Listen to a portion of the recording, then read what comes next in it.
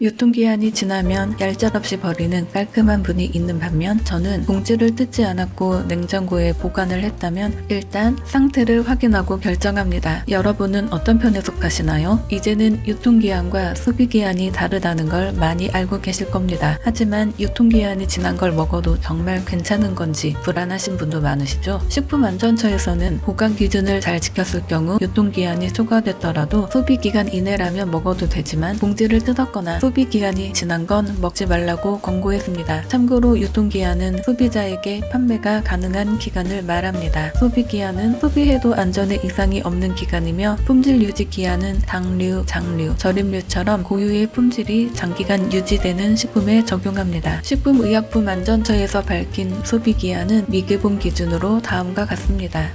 크림 냉장 보관 2일, 삼각김밥 냉장 보관 3일, 요거트 냉장 보관 10일, 식빵 밀봉 냉장 보관 18일, 계란 냉장 보관 25일, 액상 커피 실온 보관 1달, 우유 냉장 보관 45일, 겉면 밀봉 실온 보관 50일, 슬라이스 치즈 냉장 보관 70일, 두부 냉장 보관 3개월, 마요네즈 냉장 보관 3개월, 김치 냉장 보관 6개월, 잼 냉장 보관 6개월, 탄산음료 냉장 보관 6개월, 봉지라면 실온 보관 8개월, 냉동만두 밀봉 냉동 보관 1년, 밀가루 실온 보관 1년, 사탕 실온 보관 1년, 고추장 선을 보관 2년, 참기름 선을 보관 2년 6개월, 식용유 선을 보관 5년, 참치 통조림 선을 보관 10년, 유통기한 없음 고당도 음식 빙과류.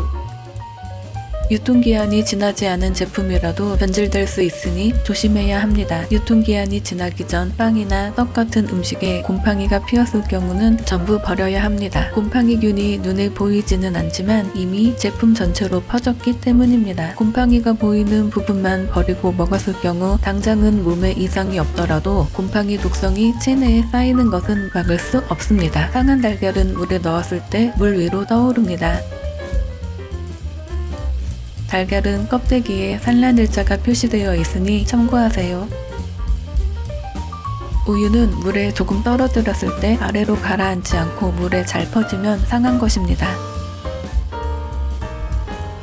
라면은 소비기한이 8개월이나 되지만 대부분 유통기한 이전에 기름이 산패된 냄새가 나고 맛이 떨어집니다. 먹어도 죽지는 않지만 맛없어서 죽을 산패된 기름은 건강에 매우 나쁘니 먹지 말아야 합니다. 유통기한이 정해지지 않았던 품목인 빙과류는 보관 온도인 영하 18도가 지켜지면 이론상 100년이 지나도 먹을 수 있습니다. 업계는 맛은 떨어지겠지만 건강에 위험은 없다고 추정합니다.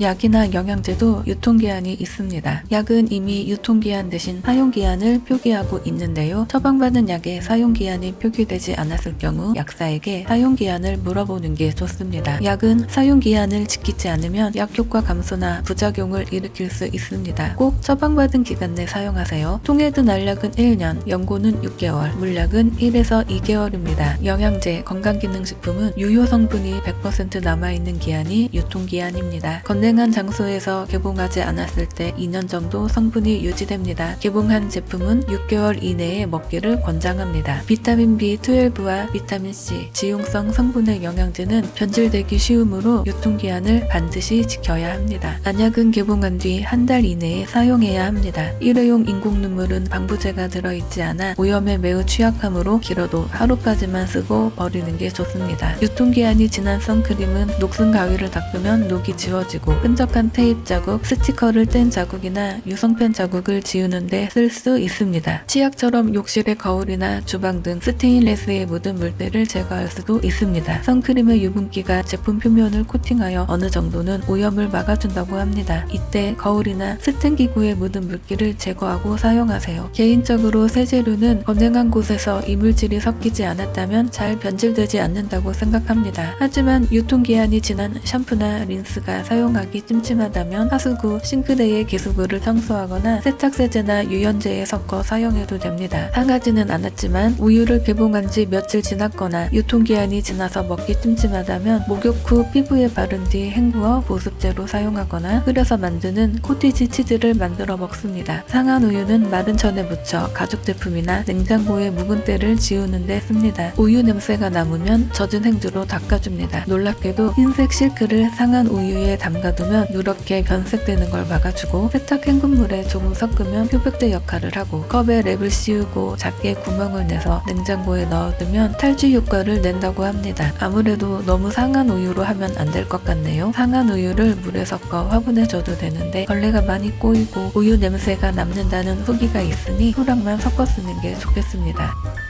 국제식품규격위원회는 2018년 식품표시 규정에서 유통기한을 삭제하고 소비기한 표시를 권고한 바 있습니다. 이에 미국, 일본, 호주, 유럽연합 등 세계 주요 선진국들은 소비기한을 사용하고 있습니다. 유엔 환경계획의 음식물 쓰레기 지수 보고서 2021에 따르면 세계적으로 매년 10억 톤의 음식물이 낭비되고 있고 이 과정에서 배출되는 온실가스는 전 세계 온실가스 배출량의 8에서 10%나 차지한다고 하니 소비기한 표기의 도입이 의미가 있을 것 같습니다. 유통기한 제도를 소비기한 제도로 바꾸는 것이 영업자 중심의 제도에서 소비자 중심 제도로 바뀐 것으로 홍보하지만 제 생각에는 제품의 유통기한이 늘어나도 판매할 수 있도록 하는 정책 같습니다. 유통기한이 지난 식품을 먹어도 될지 버려야 할지 판단하기 어려웠는데 소비기한으로 바뀌니 명확해진 느낌도 있습니다. 2023년에는 유통기한과 소비기한을 병기했고 계도기간이 끝나면 소비기한만 표시한다고 하는데요.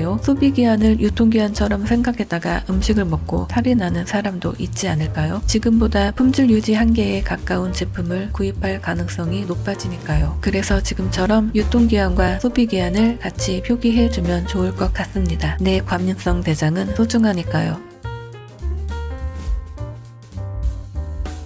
영상이 도움이 되셨다면 구독과 좋아요를 눌러주세요. 여러분의 구독과 좋아요는 채널을 성장시키는 데 큰 밑거름이 됩니다.